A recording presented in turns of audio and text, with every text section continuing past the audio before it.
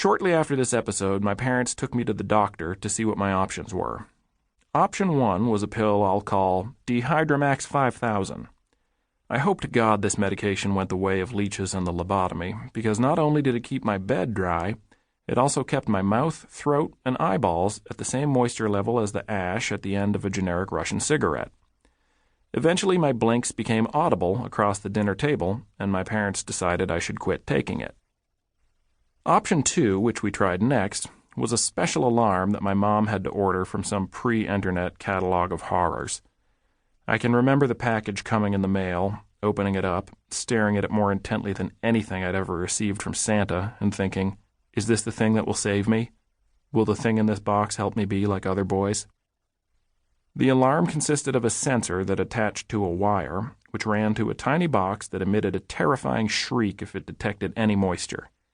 It was so sensitive that even the moisture on one's finger would set it off. It slid into a pocket that my mom had sewn on the front of a pair of my underpants. The wire ran up to the alarm, which adhered to a Velcro patch she had sewn onto the shoulder of one of my white T-shirts. Perhaps the P-sensor industry has since graduated to some sort of waterproof Bluetooth alarm that makes the wire superfluous, but in 1987 it was an essential component which created a problem. The alarm was designed for children who are usually short. I was not. In fact, I was the tallest kid in my school. Thus, the wire wasn't long enough to reach from the pocket on the front of my little underpants up to the patch on the shoulder of my shirt. So at night, when I slid into my little white cotton shame suit, I had to hunch down as though I had terrible scoliosis and lurch over to my bed, already hating myself. Then I'd slither between the sheets and lie there, awaiting the inevitable.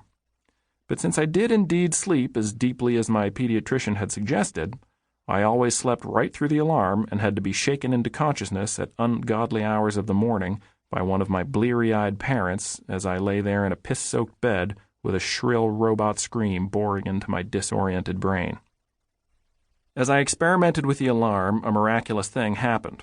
My brain and bladder fused a better, if sometimes still faulty, connection simply because I was getting older, so I began to wet the bed less and less, thus freeing me of those horrible aids.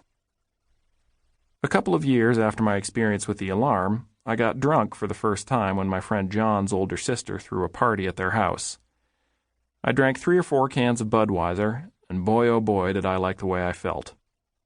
I remember an older guy punching me very hard in the arm when I said I didn't think Ride the Lightning was Metallica's best album. Another guy threw me off John's back porch into a rose bush. An adult man wearing a T-shirt with a swastika on it stuck a joint in my face, and I was too afraid not to smoke it. I later recognized his face on the front page of the Marblehead Reporter. He was in court, in handcuffs, giving the photographer 2 middle fingers. He'd been arrested for spray painting the names of concentration camps all over a temple in town. I was drunk that night, though, so none of that fazed me. I'd found a new ally of sorts, and it made things like physical pain just disappear.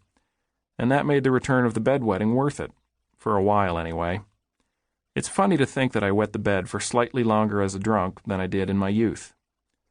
With my wife's recent pregnancy, I learned that babies even go pee-pee inside their mommy's tummy. So I peed while sleeping from shortly after conception till age 25, at which point I had a hairy chest and weighed just under 200 pounds. 25. A silver golden anniversary, if you will. But you shouldn't, because it's a mess.